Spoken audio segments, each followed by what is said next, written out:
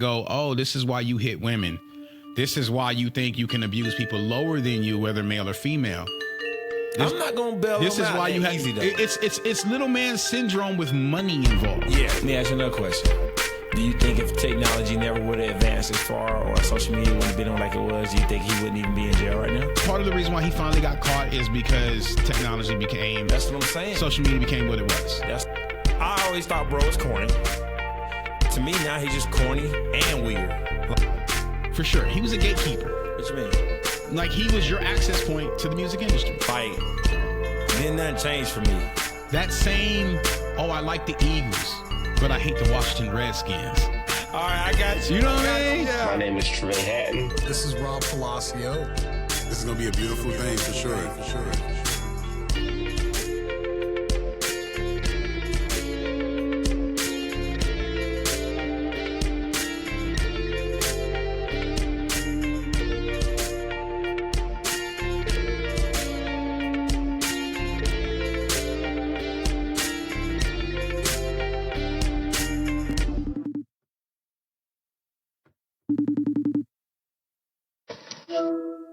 So this is going to be interesting because this is going to be from two completely different perspectives, right? Like I grew up in that era, and you may have a different outlook on it to some degree. I never listened to Diddy, just so we all. Okay, so that's what I'm saying. So see, this is already interesting because you didn't really listen to Diddy. Only songs that he was featured on. Okay. From artists that I know. Or that I listen to. I've never went through, like, I don't know nothing about all the girl groups he had. What was the two chicks' names? Dawn and I didn't listen to them either, but yeah. I didn't listen to But I was that. aware all that happened, making the band, you know. I was too, but I just didn't. Diddy, Dirty Money. I was aware of all of it. Okay. Yeah. I never have. He was not culturally important to you. No. Not in the slightest. That is very interesting to me because I never was a big Diddy fan, but he was on everything, right? And he was on some culturally important songs, right? He was on, he was all over, obviously, Notorious Big's music. Yep. You know, and he helped get the Locks out there. What I found out is that, the Locks. What's that? Money, Power. You don't know who the Locks is? Nah. Man, come on, man. Pull that up. Yeah, go Money, ahead. Power, Respect, Styles P, Chic Luch. Yeah, I know you're talking about now. Yeah. I don't know why I Jada. Yeah, so and I only became aware of him and the Locks when they got fed up with him and went to Rough Rider and they had a diss song about Diddy.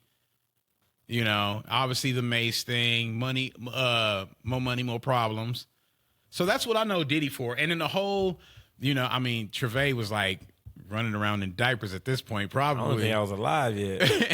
But the awards show, when Suge Knight got up on stage and was like, if you don't want the CEO dancing in your videos. See, what year was that? That was like 95. I wasn't even born. 96, I think. Yeah, I wasn't even born.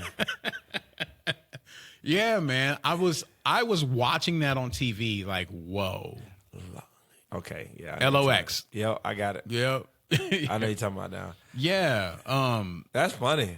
I would do so that part, sidebar, and I know we jumping around a little bit, but that part of the documentary I thought was so funny because it was clearly an attack. Like not an attack, but it was like a verbal attack. Like, on live they television. already didn't like each other, but from my perspective, because you weren't born yet, no one knew. We thought it was just East versus West. Tupac didn't like, you know, Bad Boy, or that whole thing was brewing already to some degree. So we just thought like this was hip hop competition, and like they ain't like each other. But this was prior to Suge Knight's boy getting shot, right? No, this is when that happened. After that happened. It's after that happened. Yeah. So that was the reason why I came to find out, but I didn't know. No, I knew bits and pieces of it later in history, but I didn't know that was the reason why that whole Bad Boy Death Row thing started. Okay. Right? Like some of these things are together and separate. Which it's like kind of separate from Tupac getting shot and thinking it was people from Bad Boy, and actually Suge Knight's friend getting shot and murdered was the factor that made him say, "I'm gonna go get Pac because we have a common enemy." So do me a favor. Okay. What were your feelings about Puff Daddy, Sean Combs, P. Diddy, whatever, before the last 2 years, 3 years, or whatever? Whenever all this, what were your thoughts and opinions about him and everything everything that happened? Like, did you feel in your heart prior to the documentary, prior to all this information that we've gotten in the last 18 months, did you feel that he had committed the stuff that we now know for sure he did?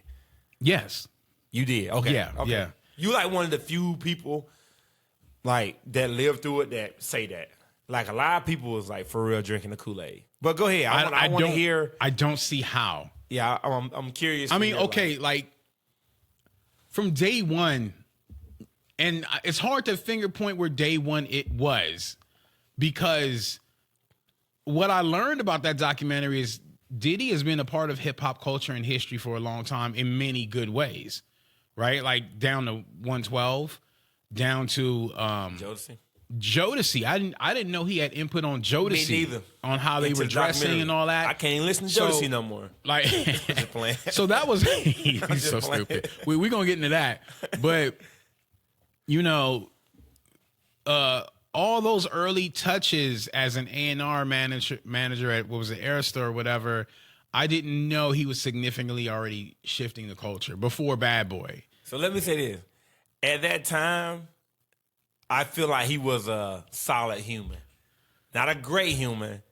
Well, he made some mistakes. Well, what we found out is he was already doing weird shit, right? Yeah, so 100%. What I found interesting if this is going to be a long ass answer. All right, go ahead. So, you know, they were already showing that whole thing in the college campus already happened, right? And he didn't take ownership for that. And I just think that whole thing was weird. There's some wiggle room in there to say, Is it? Yeah, depending on who you ask. But everybody knew he promoted it, though. Right. I could see why he wasn't convicted or like nothing really happened to him. I could see why there was that wiggle room. Not saying I agree, but I could see where they could be like, okay, you know, that type of thing. But after that, you know, what else happened after that? There was he had an exchange with that girl in that video shoot, right? And now she's saying they did what was that video? It was in a documentary. It was a I know you're talking about. I can't remember. I can't remember her name right now. But like, yeah, so there was that incident or whatever. Wait, the girl where he was sitting on the steps with her. Yeah, but Yeah. she think she got drugged. Well, I ain't gonna say she think. Well, she got drugged. Right. Okay, go ahead. Right, I know right. you're talking about now. So- She was like the first victim. Right. So Yeah. that was already happening. And it was interesting to see how people were around him were already saying, I watched the music industry make Diddy cool. They built him into cool. He was not that person. Kirk Burroughs. Right. So I said that was really interesting because in a large way, by the time he hit my eyes, He was already Diddy. he still wasn't cool. No, he wasn't. He was just Puff Daddy. He was trying to be that around a bunch of gangsters and thugs, right? Because then my first glimpse of him is when he got around Biggie and Tupac, right? That was my first real glimpse of Diddy. and they look real jealous. So I'm like, okay, this looks like, you know, growing up where I grew up, like you can finger point the guy who was like in the house, who was like, you know, went to school, had the good grades. You could finger point that kid out versus the kids that were in the streets, right? So, and there's so many variations of that, right? Like, like we all didn't grow up all super gangster and all that, but like, even like those of us that weren't gangbanging, we're exposed, and I say us because I'm a part of that crowd. Like I wasn't out there gangbanging, but I was around it at all times. You know, my friends were gangbanging, my classmates were gangbanging. You know, I had older cousins and friends that were gangbanging. I was just always around it. So you could just tell that he wasn't built like the people around him. You know what I mean? So every time he said something and he was talking, he was trying to be cool, he was trying to be suave, like, get him out of here. Then he started talking on records. You know, a Biggie Smalls record come on, and he in the background, yeah, take that, Bad Boy. You know, all that. We like, get out of here. You know, That was your initial thought. that was my initial thought, because then you see, for me, you know, on the other side, you know, You on the West Coast, too. I'm on the West Coast, so I see Suge Knight. Yeah. I know Eazy-E. So it's I like- see Dr. Dre at the time, right? So like those are the people I'm looking at. And I'm like, well, I is know this what, dude? yeah, what is this East Coast? Like, and for me, it was like, what is this? Music was so regional back then. Like, you'll never appreciate that because there are good things and bad things about it. I would rather take how it is now. I like certain things about how it is now, but it takes away some of the, Yeah, I had a lot more pride about the music back then. but it takes away, some of that homegrown love you have Cali. for your thing. Yeah. Because it's so exposed now, right? So, I mean, what I'm saying to you is, being on the West Coast, you hear things on the radio and you go, who's that? What's that? But not everything can play on the radio, right? There's only so many hours in the day and so many things can be played. So you would go to school and you have a friend who's from New York, who moved from New York a couple years ago, and he's listening to Nas. And you like, who or what is a Nas? Yeah, Nas was cold. And then he go, man, listen to my tape. I'll make you a mixtape. And he puts the best of Nas on there. You love it or you don't, right? But and things like that. Like, everybody doesn't get exposure. You know what I mean? Like you hear about Wu-Tang, you hear about Notorious Big, but you don't hear a Killer Priest. Right? You ain't telling no lies. Right? You ain't telling no you lies. hear of Ice Cube, you hear of NWA, but you don't hear of King T and the Alcoholics. Right? So, like, those are the things, those are the conversations you're having with other music lovers about, oh, who is this? Who is that? Oh, they must be friends with so-and-so because he's on that song. So this is where people get confused, because you go like, oh, so I see a thing where Tupac and Big are at a thing together, they're friends, and all of a sudden they're not. Right? Because, like, you just think in your head, regardless of how it goes, because now technology goes, if I want Trevay on the song, I can record it here and I can email it to you, and you can record your verse wherever that you are in the world and send it back to me. And you guys, and people would be going, oh man, what was it like in the studio working with Raw? And you'd be like, well, you know, actually I wasn't in the studio with him. I just recorded and sent it back. Yep. Right? But like, us as fans, we like that feeling of like, oh, these two artists got together. What did they talk about? How did they sit down and write this song together? What was that creative space like?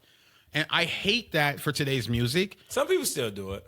Some people still do it. I know Bone Thugs and Harmony are actively doing it now. Yeah. They will only record if they can all be in the same room. Yeah.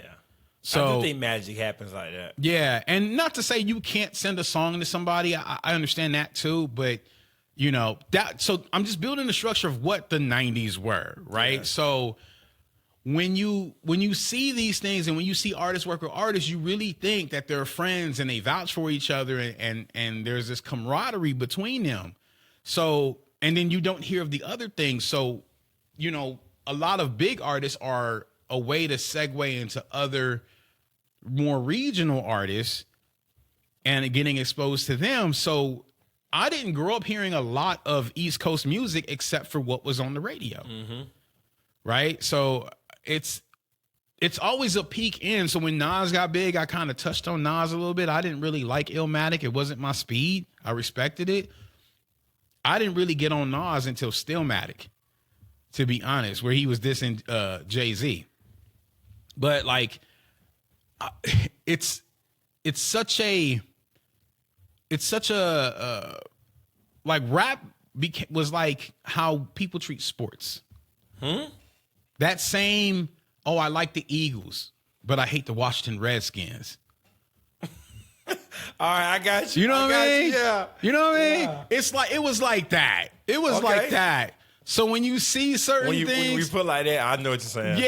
yeah, it was like that, and you're like, oh man, get out of here. So that's why when the Dog Pound did New York, we were like, oh, and then Mobb Deep didn't like it, and we like, why y'all don't like it? Oh, Snoop came through trampling the buildings. We don't like that. Hold on. What happened? So in the video, they went to New York to shoot that New y'all. York video, right?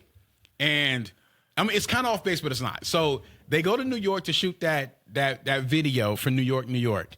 And what ends up happening is in the video, Snoop and the Dog Pound are like larger than life, like Godzilla, and they're like walking over buildings and trampling buildings, and people from New York took offense to that. In fact, I think there was a shooting at that. Are you serious? Yeah, at that video shoot. This is like, all right.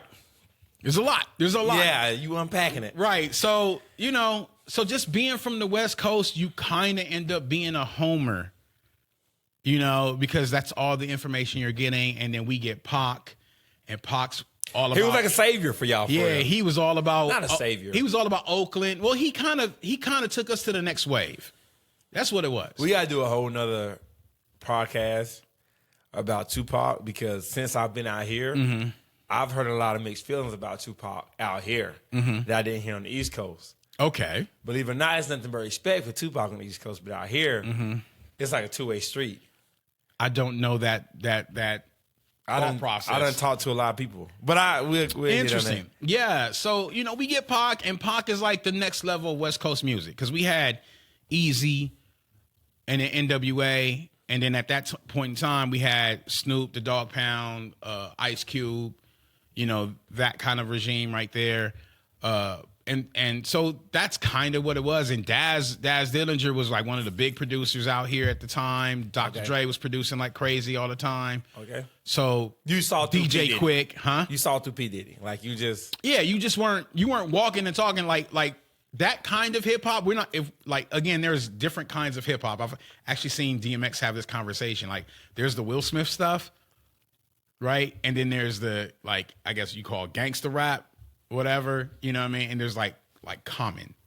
Oh, yeah. Right? Woke. Yeah, the Talib Kweli, Common, that type of thing, And so there are these different lanes, right? And so I was mostly listening to what you would call gangster rap, if you want to call it that, like more hardcore stuff or whatever. Yeah. So that's kind of where Bad Boy was trying to live for whatever reason. And then you go into this documentary and you find out the whole time Diddy was like low key trying to compete with Death Row. Not low key, he definitely was. Right? To the point where he was sleeping, if he didn't like you or maybe had a jealousy towards you, he was sleeping with your exes. I your think that's girlfriend. crazy, yeah. But that was before. And I found out about that just a couple years ago, to be honest. That was before Death Row, though. So that started before, right? That started with the first with Uptown, right? He was sleeping with Al B. Yeah. Al B. Shores. He was sleeping with, he was trying to get with Al B. Shores' girl. Well, he did. Oh, he did? That was his first baby mama. That's his baby mama. Yeah. So it started there. But before, I got to go all the way back because I think, I don't want to miss this. Yeah. I think who he became was who people were trying to make him from the jump, though. Like his mom, like the whole thing with his mom, and I watched a couple of interviews, during the court hearing, with the camera on her, just looking at her eyes. Mm-hmm. I definitely feel like she was trying to make him like a pimp, or into somebody that he's not. I feel that way. When it talks about she had him dressed in fur coats and the hats, I do think kids, it happens, can tend to take on that persona. She tried to mold him. Not mold him, but that's what she thought. Well, it's interesting because then we find out his dad was in the life to some degree. That's what I'm saying. And Diddy would say, I'm the son of a hustler. But we find out he never knew his dad. He never knew his dad, but also his dad died a snitch. I didn't know that. Yeah. So they killed him because he snitched. And so, but then you find out she used to beat Diddy. Yep. And that can cause some different type of and that has a big impact on a kid. You know what I mean? And I think that's the reason we can look forward and go, oh, this is why you hit women. This is why you think you can abuse people lower than you, whether male or female. I'm not gonna bail This them is out why you have easy, though. it's little man syndrome with money involved. Yeah, that's what that is. Right, because he got abused, and I'm not letting him skate. Yeah, we can't. I'm not letting him skate because at some point in your life, no matter what has happened to you, fix it. you are responsible. You can no longer blame your parents for how you grew up, what you become. At some point, your choices are your own, and you have to go, I didn't like who I was, and I have the ability to change it. So when you're 50-something, almost 60, and you're still hitting women. What are we doing? Yeah. You got all the money in the world to go to therapy, buddy. What are we doing? Like, bro, so what really caught me off guard, bro, I'm gonna be real with you, is the real person that could have stopped it all, to me, is Kirk Burrows. To me. To you. No. To me. No. Who do you say?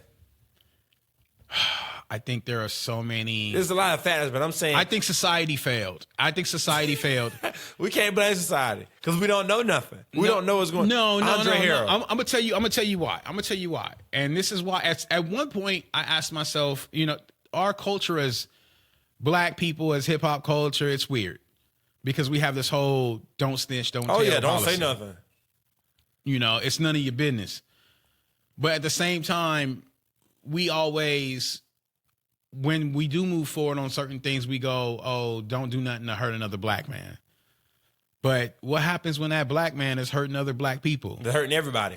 Right? They ain't just black people. Or just hurting people. Everybody. Right? So at some point, there are lines that are crossed where you got to go, this is not our culture. This is not how we do things. So this is why, I want to celebrate 50 Cent for saying enough is enough and something got to be said, or we going to look like the culture supports this sort of behavior. Yep. Whether it's hip hop or black people, like, we cannot stand for, shout out Curtis Jackson, hurting women, like that, or young people, any of it. Like, it's just gone way too far. Right. So it's one thing when business is not good and, bad business get done and, you be like, hey, you should learn to read paperwork. But even that, like how malicious he was with that, and we can go into that in a little bit. But in terms of who could have stopped him, I just think there were so many times where somebody, including Kirk Burrows to a certain degree, somebody should have told him no. And I knew at some point he wasn't going to take no for an answer, but there's this seesaw of wanting to make money and make a name for yourself and letting your morality slide just a little bit. And that's where he lives. He always gets you to do this and then turn around. And as soon as you trade your morality for a little bit of fame or money, now you're in his web. Oh, he got you. He got you. And now it's going to get deep. And now you like that. Yeah. Right. So now it's all this stuff. Now it's have a drink with me, do this, do that. And, and it was really sad to see how many people got taken advantage of. I mean, Aubrey O'Day is like, this woman says she saw me getting raped. I don't remember that. Oof. I don't even want to think about that. I'm moving on with my life. That's rough.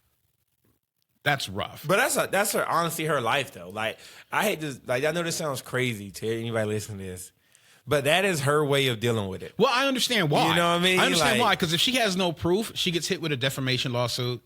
She also hurts the ability for the other 90-something cases that are pending right now. And she's like, look, like, I've dealt with it in some weird way. I have no proof. I know that guy's terrible. I'm just going to move on in my life and be done with that time period in my life. So I totally understand her, and I actually celebrate that she's able to move on. But that's rough. It's not helping nobody neither. Not that's true too. On the other side of the coin. But I don't think she can help I don't think she could help anybody because she doesn't remember. Like, she had a very traumatic experience, whatever that was. But the lady's like, 100% I saw you bent over a couch and two people taking advantage of you. What? Like, that's full stop, bro. And like, that's the thing. Like, you got to be a different type of cat mentally to have all this stuff come up about you and be like, nah, I didn't. Nah, it was all good. Well, I mean, again, like, one of the first things that stuck out to me was, and whoever put this documentary together, an amazing job. They knew what the hell they were doing. But we needed more though. So the first thing that struck me was, they play that clip where he goes, I don't live in reality. Then they cut to him yelling at the lawyer saying, I need the dirtiest of the dirty then we're not doing enough. You guys aren't doing enough to defend me. I need the dirtiest of the dirty. Then they cut to him dragging, Cassie through the hallway. And I said, you can turn it off. I was done at that point. I was like, you turn this off. I seen all I need to see. No, that's what pulled me in. So I was like, this is his thought process. Then I thought in my head, that time is this video. He was in the office discussing something. And he's like, if I want it, I have to have it. It's mine. He's slamming, throwing things all across the place. And I'm like, this is his mind frame. He just looks so and corny. people took, he looked corny as hell, but people took that as like, oh, this is just how millionaires think, or this is like law of attraction. I'm like, no, that's not what that is. That's not how normal people operate. That is entitlement behavior with money behind it. If you take away his money, that behavior will get you nowhere. He just looked crazy. You just look crazy. And or you go ahead and behave like that around certain people, you probably get hurt. Gets flapped up. Right? So it's really wild how over time he was able to build this cachet of fame and money and power and get around people. He was very smart and calculated, you could tell, to where every time he did something, he was able to put people in front of him to take the fall. He was able, and if you think about it, every big scenario came with an identity change. This is why he's had so many monikers. Why he went from Puff Daddy to Diddy to Puffy, whatever, to Brother Love. What was the other one? When did Brother Love come out? Brother Love was the one before Diddy. Are you serious? Yeah. That's when he started with that whole love thing. Wow, honestly, you just said something I didn't even think about. Yeah, every major event sparked an identity change. And I think when he changed identity, to your point, the dirtier he got, the more he felt like he needed to. He felt like he was getting closer to who he always felt he is. Like the hitman, the shot caller. Like, I'm be real with you, bro. I truly believe after he got through, after he got away with murdering Tupac, he felt like he couldn't be touched. So you think he actually had that happen? Oh, 100%. Yeah, so I never was on that train. I always thought like there might be some loose connection or some circumstantial, like common people had an issue, and being from LA. So, okay, one of the things that got me, and I actually made a TV review thing about the video and I put it up. And I said, one of the funny things that caught me at that time period was, in that time, you would swear all day up and down that if you're here on the West Coast is yours. If you're in LA and you're running through all these neighborhoods, those are your blocks with those people that you know. So I never expected to hear that Diddy on the East Coast got an affiliation with the Mansfield Crips out here. And I'm like, what? Or the Southsiders. And I'm like, what? Like, make that make sense. But it's money, right? And I didn't really realize that was happening until the 2010s. When Chris Brown started gangbanging. Chris Brown? Yeah.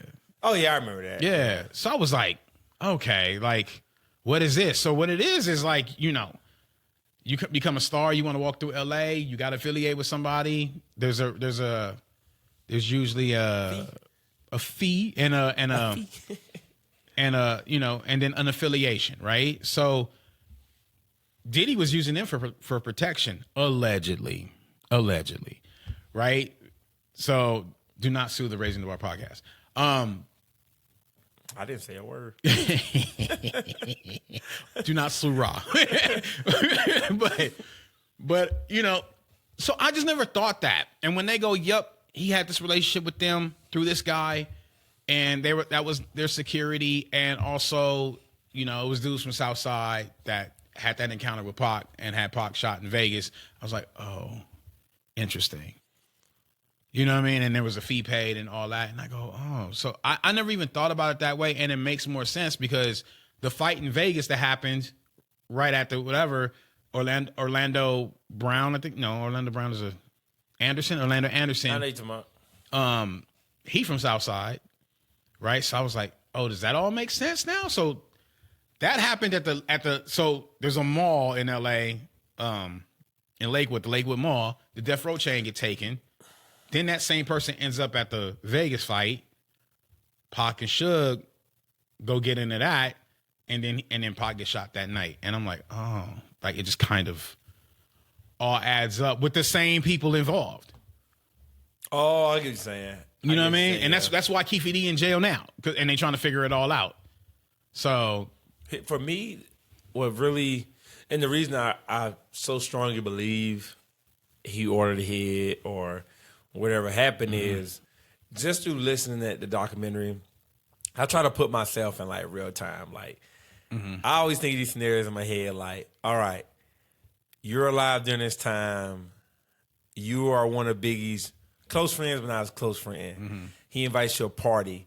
You see him, P. Diddy acting funny on him on stage with him and Pac. Like you're not in the circle, you just on the edge, like to where you can't be affected by nothing. Right?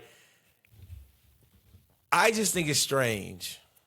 The first time Tupac got shot. okay, Lil C's and Biggie were upstairs recording. Correct. Pac is here. Tupac gets shot. Nobody go outside when Tupac gets shot. they tried. They try. C's tried. Who told him to stay? He said he got held up at gunpoint. No, wasn't P. Diddy there? Diddy was there. Diddy was upstairs. Exactly. In the vicinity.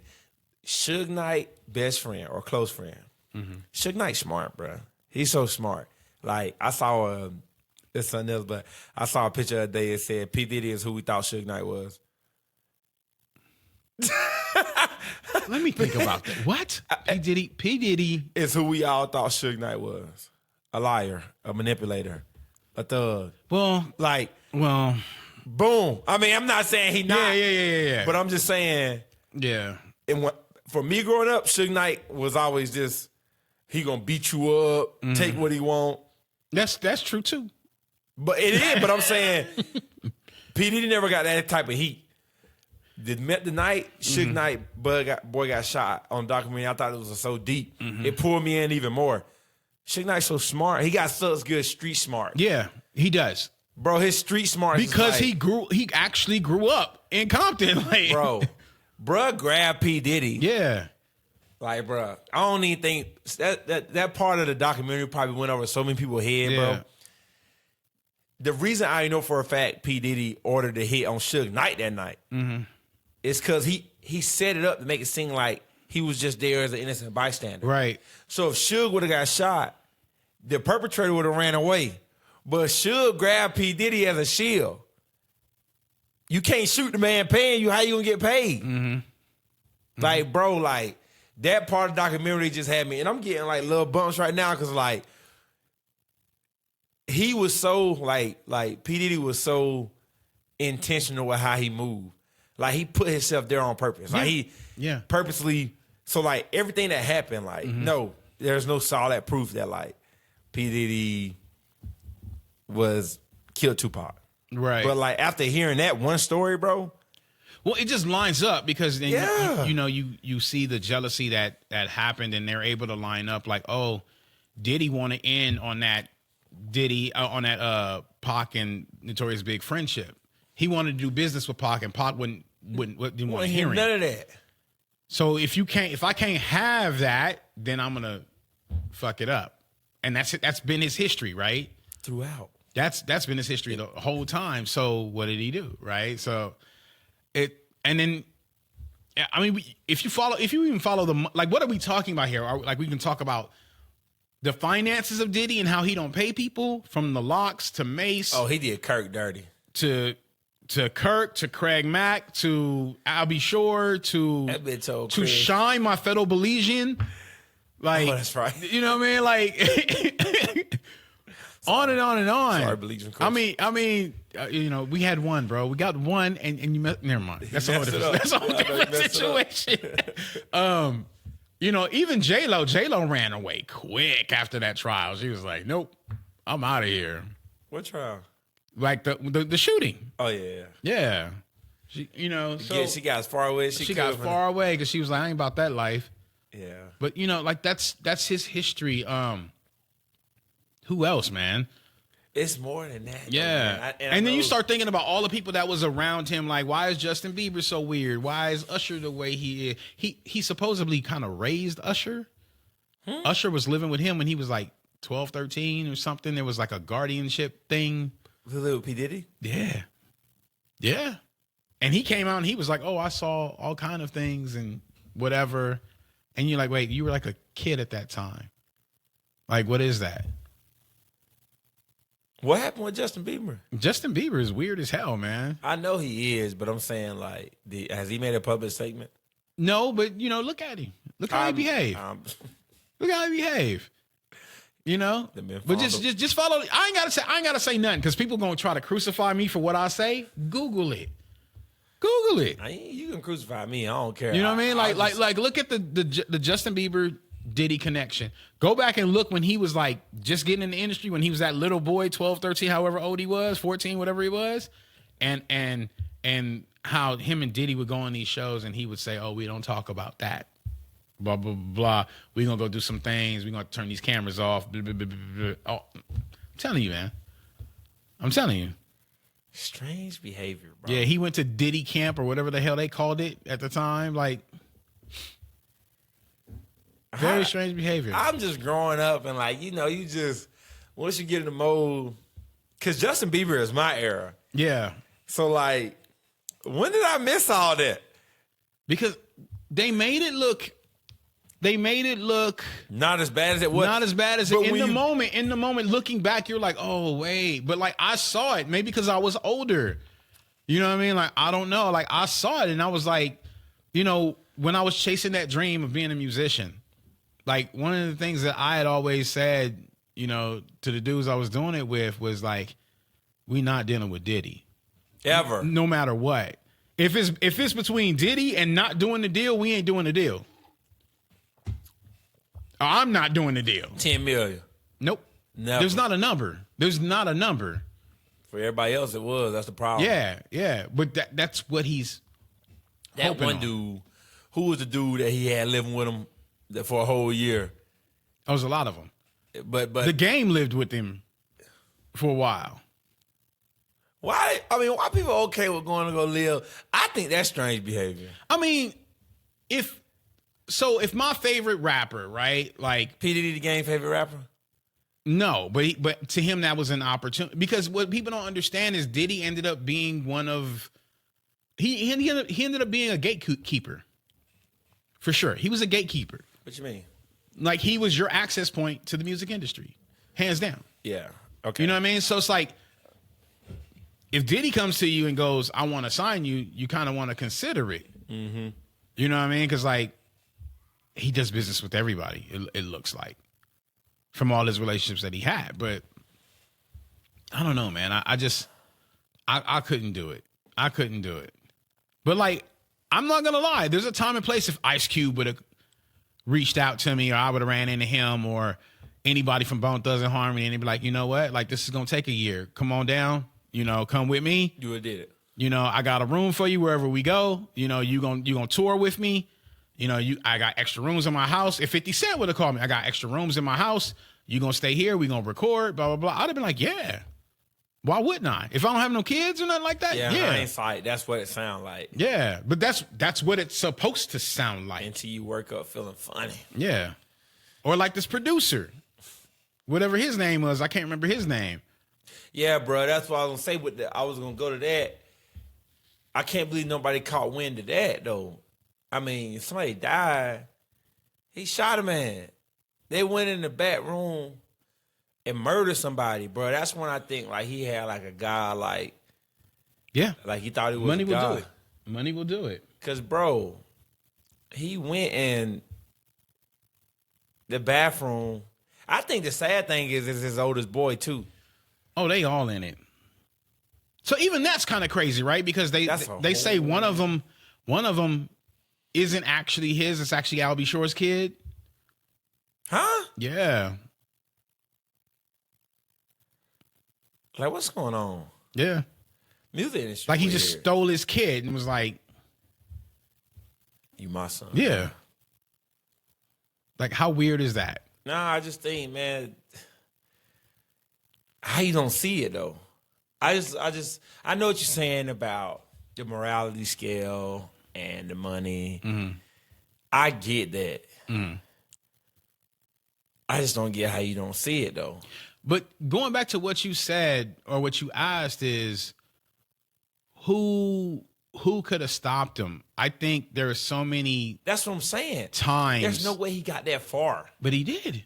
This is a reality. We live in this reality where we had this man doing what he was doing for over 30 years. Is it because, okay, let me ask you another question. Do you think if technology never would have advanced as far or social media wouldn't have been on like it was, do you think he wouldn't even be in jail right now? Do you think any of this would even be a conversation? Yes. I think part of the reason why he finally got caught is because technology became... That's what I'm saying. Social media became what it was. That's what I'm saying. Yeah. I hate to say it. The people that stepped up, they only felt comfortable I don't because- even think Tupac's murder goes unsolved if technology was the way it was today. That would have been over that week. Yes. And that's what I'm saying. Like, I don't even know. Like, I don't think it was a time frame. Like, I think he could have just lived out his life this way and died. Right. But he was in bed with so many people from the music industry to, you know, and it was the way he was doing it too, was the drugs, right? It's almost a lower level. He was putting in the baby oil. Right. But it was like a lower level Epstein thing. You know what I mean? Like, I'm going to have so much dirt on you that once I do what I want to you, like, we're going to do all the fun things you down to do. So I'm going to get you to cheat on your wife. I'm going to get you to spend this money. I'm going to get you on a drug habit, right? Like, look what he did to Cassie, right? Drug habit, you know, sex habit. Nah, that whole thing is weird. Now. You know, all these things. And like, but like, look, I'm not even, so let me preface it like this. As a grown adult, I really don't care what you do. To each their own. Whatever. Y'all like threesomes, y'all like... Boy, that escort, boy. Yeah, you like... different. Yeah. They would have had to blur my face out. Okay. And all that, like, whatever extracurriculars y'all doing with another guy, if that is your bag, that is your bag. That is not for me. And he talking in detail. He had that talking in detail, Ra. But look, with consenting adults, that's fine. When you start drugging people, yeah. When I go to party with you, and I'm putting stuff in your drink, and you don't remember the night, that's not okay. No, the friendship is over. That's not okay. The relationship is over. Right? So, like, for this producer to be like, yeah, man, I was partying with Diddy. We were having a good time. We were working on the Love album and whatever. And the next thing you know, he go, I wake up and I'm in the bed with him. What? And my ass hurt. Yeah, that part was like, what? Are you serious? Like, and still ain't got paid. And you don't pay me. And still ain't got paid. I don't even know which is worse. But like, yeah, like I don't even have the words for what that is, or like, what do you do? But see, that's where he asked for a little bit of morality, right? So if I get you to cheat on your wife and do these drugs, which you know maybe you're against, and then now I'm going to ask you to party with me. Now I'm going to do something I want to do. And you're not going to tell, because if you go tell, you're going to have to say everything. I dare you. Yeah, I'd rather go and say everything. If I was in that predicament. Right. But not everybody would. Yeah. Just knowing me, it would eat at me. And everybody say, oh, yeah, you just saying that because you wasn't in it. Whatever. I don't care. Stuff eats away at me. Right. In any capacity.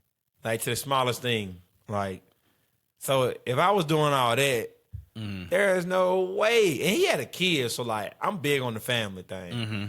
Just being away from my kid, like, I can't even be away from. Yeah. I mean, I had a development deal on the table, and it was going to take me, I was going to have to go on tour and, you know, see what could happen. And my daughter was just born. Like, she was like less than 6 months. And what you do? I said no. Exactly, bro. I said no. It's just different type of cats in this world, bro. Yeah. And I don't know. I still don't know if I made the right decision at that time, but I know I made the right decision for me at that time. And her. And yeah. Yeah, please. I couldn't go, but I also see why you go chase the bag. Dream chasing. You know what I mean? Well, not even that, because What like bag? if you, What bag was he chasing? hopefully it's money. What money? Hopefully the money bag, and that's the only bag. Ain't no money. You That's what Diddy. Ain't no money. Yeah, but that's what I'm saying. So it's kind of like you're hoping. That's what his hope was. I have this kid. Hope is dangerous. Yeah, and it's very powerful too.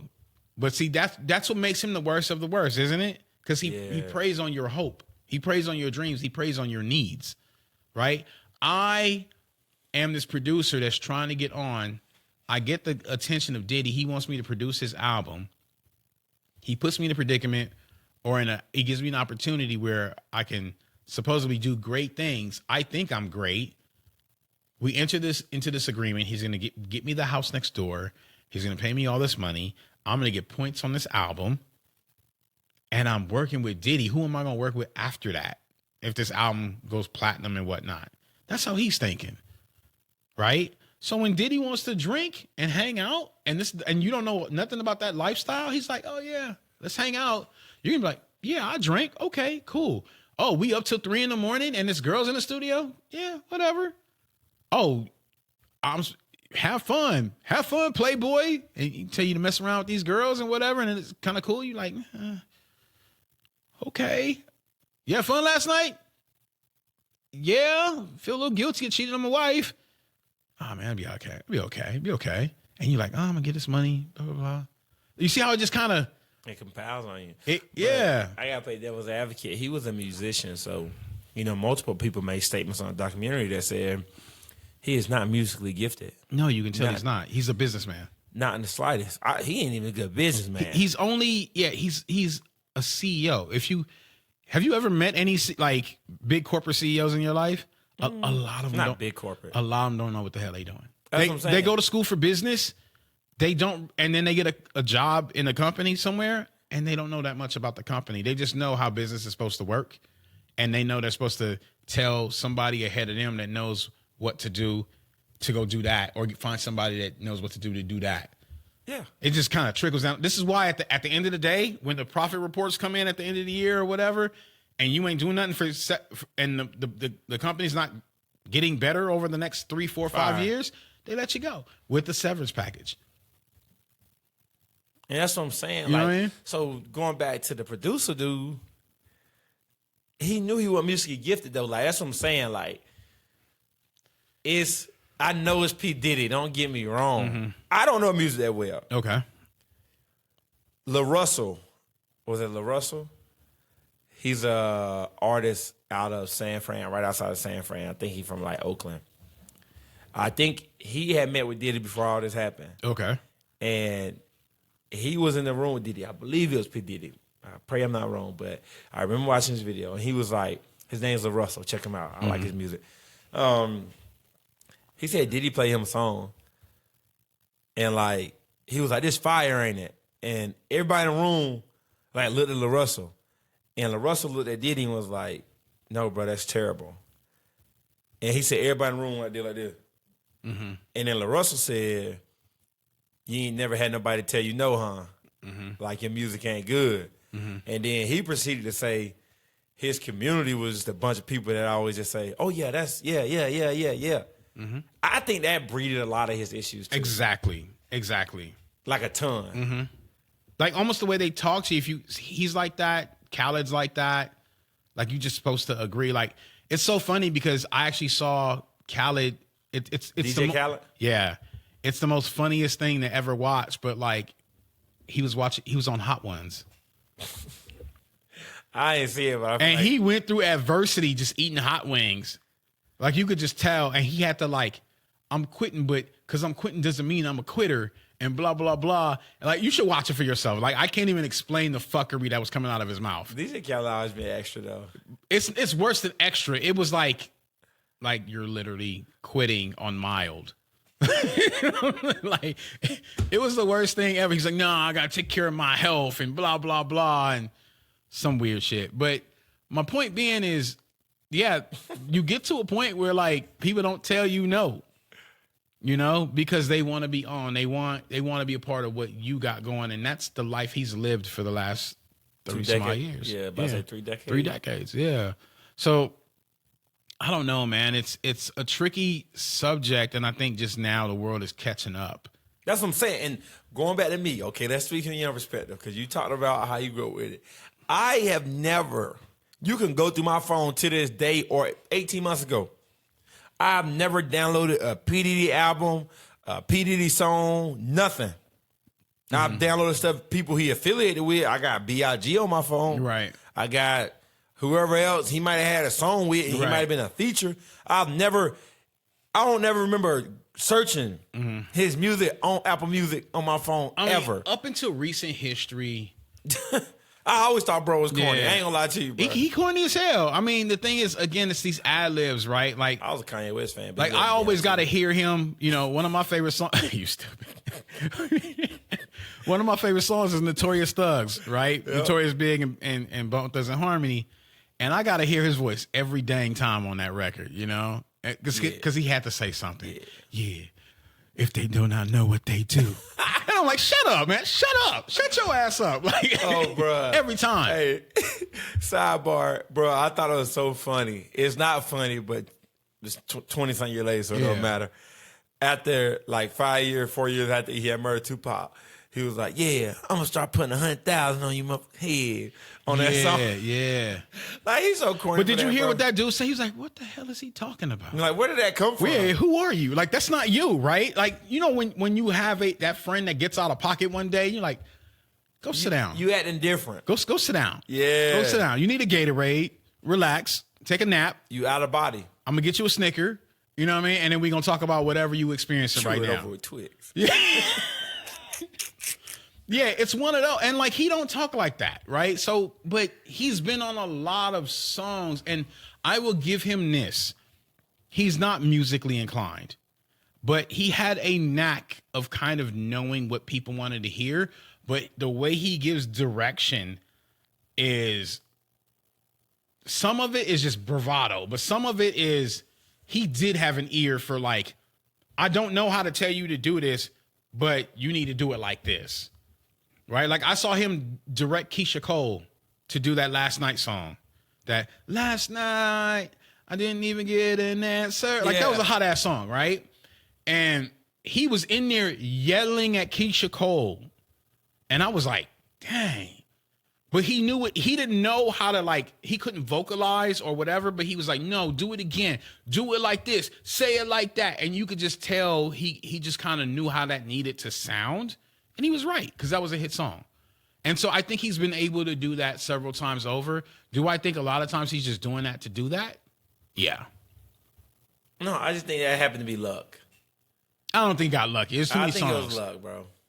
But yeah, he's able to take a hungry artist, producer, whatever, no, he took talent and go, I need you to do this. I could have did it. Until that person comes up with something that sounds good and go, yeah, that's it. And then he takes credit for it. I can do that. I think it was all luck. I truly think about the people that he did have positive influence on. Think about how good of artists they are. Well, I don't know. I think positive influence is a strong word.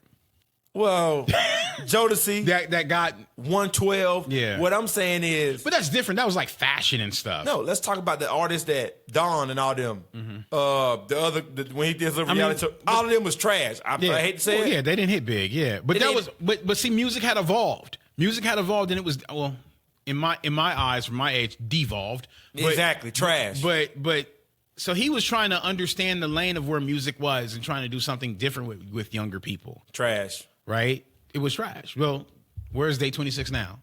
Where's Diddy Dirty Money? Right, bruh. Right? So that's where's, the band or, whatever they were called. Like, they're all not around. Trash. Even the boys aren't together anymore. You know what I mean? Like, this is what it is. So what we gonna do about Jodeci? What about Jodeci? Like, do I have to stop listening to Jodeci? No. Unless you want to. So where does I love is this another scenario where we have to go, okay, this is hard to separate the artist from the man? Or the work from the man? Yeah. Because he had his hands on a lot of records. Like not anymore, but from my era, it still remains true because it's really hard for me to find new music to listen to. But he's got a hand in some of the most popular and good songs of our era. So like for instance, that, you know, like do I just turn off 112? I can't do it. I be playing that with my babies. I play 112 on Sundays. Yeah, I can't even. That's a part of my Sunday mix. I love me some 112. Yeah. Peaches and cream. Yeah. Love the peaches. Oh. You see what I'm saying? So like, it's not quite my issue is like the only artist I really struggle with when it comes to separating their art or their body of work. R. Kelly. All right. And I've been because sometimes I'm like, yo, are you talking about that little girl in this record? Pipe of R&B. Yeah. Right? So I can't, so some of these lyrics I can't separate. I'm not trying to be rude, but hey, pretty girl, you. I can't separate it. So I'm like, I'm just going to safely not play that. Beep, beep. So look, everybody can hate me. I'm going on regular, let y'all know.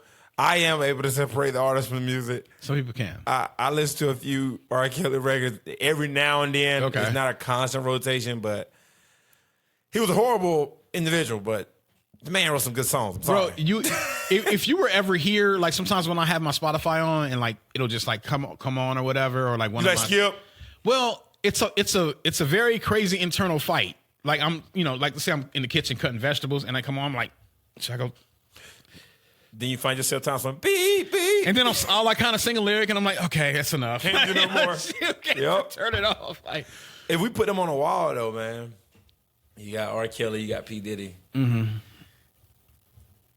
Can you see any contrasting differences or similarities between the two? Well, one is a convicted pedophile. Yep.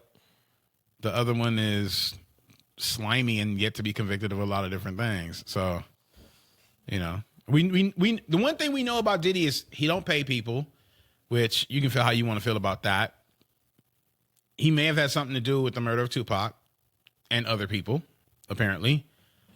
And we know for sure he hits women, right? We know he's abusive, he's possessive, all those sorts of things. So is he a good guy? No. Do you have to be a good guy in this world? No. But then you have to then decide you as a person what you want to affiliate with, because no one has to be a good human. But I think that's kind of why most of us like good humans, because you don't have to be a good human. And you are. And then you got R. Kelly, who is 110% just, that's just strange behavior, man. Bottom of the barrel. Like, so did you see Aaliyah in the P. Diddy documentary? Did I? She was in bed with P. Diddy, and it was like, oh. I've seen that picture. Yeah. Yeah. But here's the thing. Why did they make her look so old? I was so sure that a lot of other celebrities were going to, because I've heard about these Diddy parties for a long time. So I was sure we were going to get some other major artists implicated. No, because they were getting fondled too.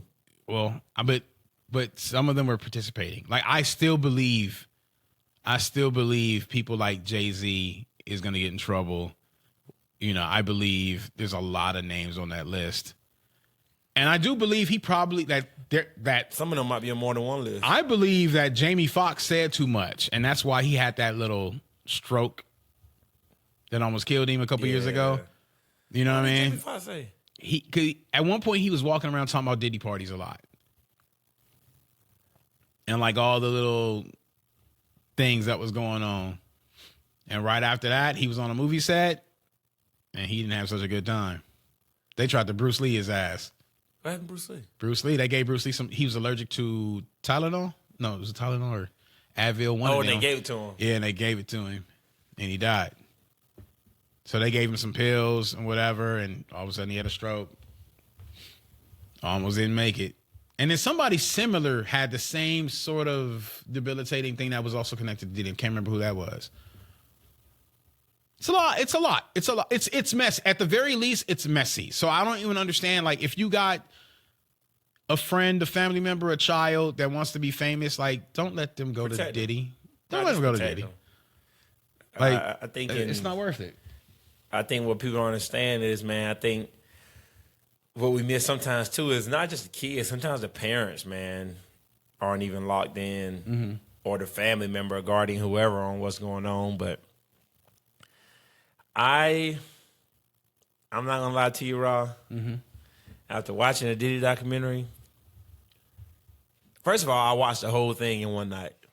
I started one night at like 10:30. Okay. I did it in 2. Oh, bro, I couldn't stop watching it, bro. Summer woke up at like 3 in the morning and was like, "What are you doing?" I was like, I couldn't stop. I had to finish it all the way through. What really pulled me in was the Tupac and Biggie episode. I think that was like episode 2. When they go through the whole Bad Boy. No, that was in the back. That was like, well, how many episodes is it? 6? 4. 4. It was like 3. Yeah, that's what really pulled me in, though. Whenever they started talking about Tupac, I knew I was glued to the TV for the duration. Like, I knew they had me locked in, so I was... Yeah, I mean, you gave me something to think about. Like, it never crossed my mind if it was today's world. And that might be a part of the reason why he finally did get caught. Even though that video of him hitting Cassie was actually a little older, I think that's what finally played a role in what did him in. But, man, I hate to say it. Like, it's not, like, wavering, like, support of justice, though. Like, I just don't think justice will serve. No, and, I mean, when there's that much money on the table, and I think that's what saved him, because for him to truly fall, I think other important high profile names will have to fall too, and they don't want to do that because it's gonna be too, like, Hollywood's gonna be pretty bare. You know what I mean? Because there's probably a lot of them that play like that. Oh, bro, both sides too. Yeah, and I think that's what's going on with the Epstein thing. Like, they're only going to go so far with it because too many important people will fall. Oh, bro, I think I'm real with you, bro. It'll honestly shake the core of the U.S. Like any big name, I'm gonna be real with you. As far as Epstein list and P. Diddy, bro, if that thing came out, bro, people you would think is innocent. Like he had same thing with Epstein. Every room in his house was surveilled. Hey, that's crazy. There was a control room with hundreds of screens, or at least 100 screens, right? Like, think about that. Epstein even had cameras in the bathrooms, supposedly. Like, just watching people, recording people. What did Epstein do? Like, for a living? He was a broker? Oh, he on this. No one really knows. Are you serious? Yeah. He just did business. And, like, I don't know. I don't know. No one even the FBI is having a hard time finding his accounts. No, like, tracing back. Like, if someone looks back into your history, they go, "Oh, this is where you came in the money." Right? Like, if you look at Diddy, like, you'll see, okay, you were broke, you were in college, your parents made this much money, blah, blah, blah. You went to college. Oh, you had that job, made a little more money. Oh, you got a pay bump here. Oh, you signed this deal, you became an A&R manager. Now you made your first $1 million. You see what I'm saying? Like, you kind of follow the trail. There's no trail for Epstein that they can decipher. They don't know where the origins of his money or his business is from. But all of a sudden, you know, one of the princes in the UK need to see him, and Bill Gates is having meetings with him, and Michael Jackson is taking a plane to Epstein Island, and all these other people. Chris Rock was like, I went not to Epstein Island, but to this other place on a plane that I didn't know was his because I was doing a charity thing, didn't know who he was or hosting. I was on the plane with somebody else. We did the thing. I met the guy. I took a picture and was like, oh, okay, cool. Did the thing, and I left. And I was like, but maybe. And I do believe those things could happen, and there are people that he's got pictures with that weren't in the shits. But I mean, I think this. If you met Epstein, you got a picture, you got plausible deniability. If you went to Epstein Island, no, you don't. You ain't got nothing. No, you don't. You were in. You were in. Yeah. But I still do believe some people probably went to the island and didn't do nothing, though. I don't believe that. I believe it. I think once you got on that plane, the deal is sealed, or you can't leave until you do something crazy. Yep. Wow, that's. If you don't, you can be like, oh, like he drowned in a fishing accident. He was enjoying his time. Like that's what I think. So you got to be all in, and like you have to have been in a certain place to even get that invite. They don't just pick you up.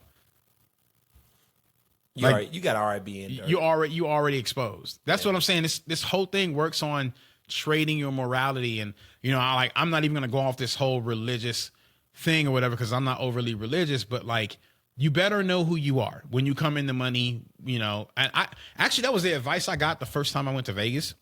I go to Vegas as an adult, and I sit down for my first drink. I'm just at a bar. And the bartender was like, oh, like, you been to Vegas before? I go, nah, this is my first time. He goes, he pours my drink. It was like a movie. He walks away. He pours my drink, and he sits it down. And let me tell you something about Vegas. You better know who you are while you're here. Whatever vices you want to get into is here. You want women? They're here. You want drugs? It's here. Whatever you want to do, you will lose yourself behind your vices.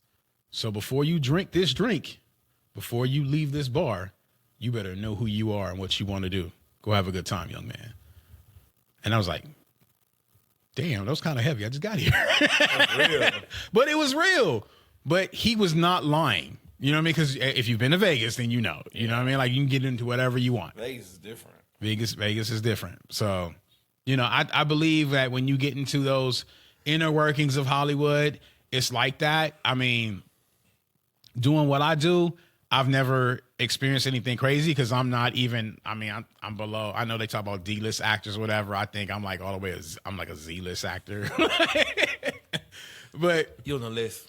But I've definitely have gotten some perks because I was the wanted commodity, right? Yeah. Like I've walked into a studio and been offered nothing crazy, nothing bad, but I've been offered beverages. I've been offered like they're like, oh, hey, Rod, do you want blah, blah, blah? We'll go send so-and-so to go get it right now. Like whatever you want, just tell us what you want. I've gone to places where they just had drinks on like almost a full bar, I don't want to say where it was, but it's a very prestigious network company. Oh, that's fire. And they literally were like they sent me away because they had to turn away a lot of actors. I told you the story. And they sent somebody to pick you up. My manager calls me. I'm already on the freeway. And she's like, where are you? And she's like, they turn me around and they're like, the director never wanted him to go away. They wanted the other people to go away. Like everyone's fired if I don't come back. So I turn back around, I come back, and they're waiting. Two people are waiting for me at the door, outside in the burning heat, waiting for me to pull up. I pull up. They're like, do you need us to park your car? Blah, blah, blah, blah. I'm like, I'll park it right here. It's fine. Oh, what do you need? Do you need a beer? Do you need this? Do you need that? Blah, blah, blah. We'll go get you. Blah, blah, blah, blah. Here, oh, we're so sorry. Here's your script. Blah, blah, blah. Do you need anything? Blah, just let us know. We'll be standing over there. Blah, blah, blah. I'm like, the hell? And it was like camera crews there from like the local news channels and stuff. And I'm like, oh, is this what Hollywood's like? Like I'm like, I'm nobody. I'm just a voice actor that got sent away and they insulted the director. Mm-hmm. So if I got it like that right now for this little moment of time, what is it like being, say, I don't know, Justin Bieber? Weird. Right? To have no one ever tell you no. This is why I've heard things like Britney Spears only likes green M&Ms. And so they sent her a whole thing of green. So they gotta buy 1,000 bags of M&Ms and pick all the green ones and put them in a bowl for her until they can contact Mars to be like, can you just send us a box of just green M&Ms? They did. You know what I mean? They ended up doing that. I know. Yeah, that's weird. But that's the kind of power you wield. So when you walk around like that for 30 years, Diddy, you tell me who gonna tell you no and how you gonna react if they do tell you no. Right? It breeds a certain sort of human. And I was uncomfortable because I didn't grow up like that. And that's not who I am. And I would like to say I would never change. But then what happens when this just happens every day of your life, anytime you step outside because you're rich and famous and you're now some famous actor that, the studio covets? From the time you step outside, oh, Trevay, whatever. You're going to start thinking about your place in the world and like, you know, what's morally great for you or okay or not okay. It's going to switch. Maybe you wake up one day and go, I'm not built for relationships. I like green M&Ms. Right? Like it could be anything in the world. It's really weird. So I think this whole thing has been fascinating to kind of think about. I don't think we done. I'll be real sure. I gotta head to work, but I don't want to. We cannot end it. It's so much more we got to unpack about this man. Yeah, bro. it's crazy. It's crazy. It's you know, I don't even think this whole thing is done. I think It's not. once whatever's gonna happen to Diddy, if he gets out, what's it gonna be, another year and a half? Mm-hmm. You know, before that happens, I think something else is gonna pop up. You know, they'll dumb it down. It'll be people who aren't famous that are connected to famous people, like assistants and things like that. But I think at least one more famous person gets in trouble. That's where I think we're going. I think that when he get out, he ain't gonna be free for long. That's what I think. I think it's just people out there that like really don't like this type of behavior. Not that I approve of that type of justice anyway. Mm-hmm. If something don't happen to him behind bars, I just don't see him having a safe life outside of jail anymore. Like outside of prison. Like I don't see that. That's just me though. Yeah, I could see that too. You know what I mean? Like I Yeah. just don't see him. Like before the documentary, he was like walking the streets in New York. I don't see him being able to do that. Even that, like the balls on that man to know, like, I'm about to get in trouble. He already knew they were gonna pick him up and go, I'm gonna start filming this stuff. Mm-hmm. And just say a bunch of random things that just wasn't gonna be good for him. But he's walking around New York trying to galvanize the people, you know, but then also being it's really interesting, that whole like shaking hands and all that stuff, and then being like, I need amongst the hands, yeah, and then he need hand sanitizers. You know, like you're a special kind of dude, bro. He different, bro. You're That a special shit's kind of weird. dude, bro. Yeah, but to wrap it up, man, final thoughts. Like, I know from someone born in your era, still in your 20s, what's your final thoughts on Diddy now that you know more than you've ever known? I always thought bro was corny.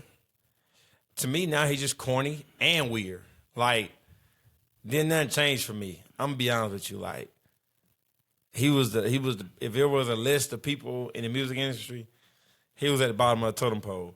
I just think he's a frightening human being.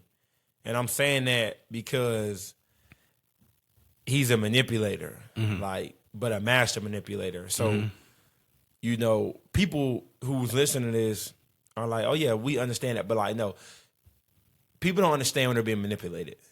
When you're being manipulated, you're thinking you're in control of your actions. You're thinking you're in control of what's going on. You're not.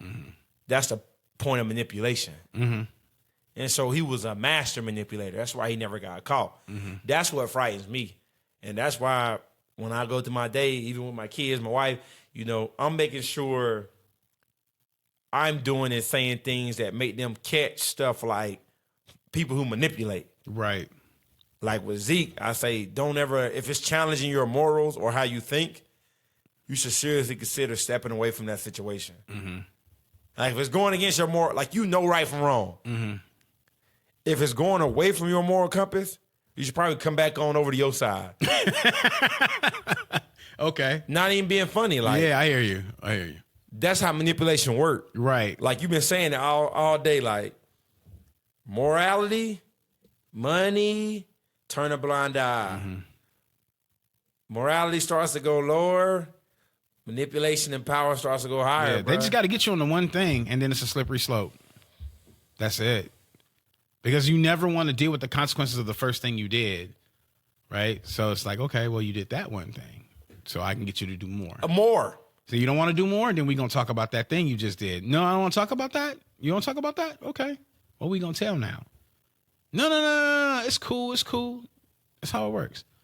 But yeah, it's really crazy. I mean, I didn't learn any you're probably gonna find this really weird. I didn't find out anything that new about Diddy that I didn't already know. It scared me how many people are just now coming aware of it. I don't think I was aware of it because I didn't care. Right. Like, I hate to say that, like, I just didn't care. I was looking at some of those older now. talents after the early 2000. After 2000, I was like, trash. Who would? No, it's not even that. It's like all this information out just on the money side. Like, he doesn't pay people. Who would deal with Diddy in that way? Who? No one, he don't pay people, bro. Like, what producer would deal with you? But apparently there are still people out there that would still give that a whirl. But I don't know. I got a lot of questions. You know, there's still people backing him. Famous people. Kanye West backs him still. Ray J backs him still. You know, so that. You're not talking, but you didn't say nothing. So yeah, you didn't say nothing just then. I ain't not to be funny. Like, the people you just named, like, to me at this point in time, they name don't hold no weight. Right. And 50 Cent is the only person that says the culture will not stand for that. So that to me speaks volumes of people that are either okay with it or. Why you bringing up Kim Kardashian exes on here? Hey, you know, take that how you want to. Raising the bar, ladies and gentlemen. Raising the bar. We see you next week. We're bringing up Kim exes. Thank you for listening to another episode of Raising the Bar with Ron Trevay. If you like what you heard, do us a favor and share the podcast with a friend. Don't forget to like and subscribe to the podcast also. New episodes every Wednesday. You can leave us a comment on the episodes where you stream them on Instagram at rtb.podcast or send us a direct email at rtb.podcast25@gmail.com. That's rtb.podcast, the number 25 @gmail.com. See you next week.